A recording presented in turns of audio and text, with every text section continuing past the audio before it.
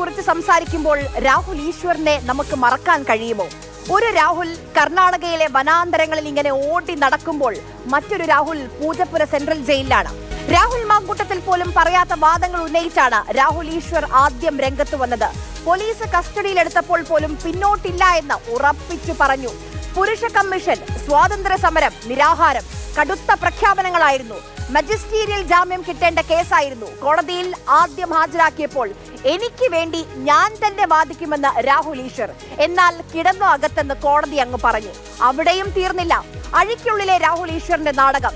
ഒരേ സമയം രണ്ട് വക്കാലത്ത്, ഒന്ന് ജില്ലാ കോടതിയിലും മറ്റൊന്ന് അഡീഷണൽ ചീഫ് ജുഡീഷ്യൽ കോടതിയിലും.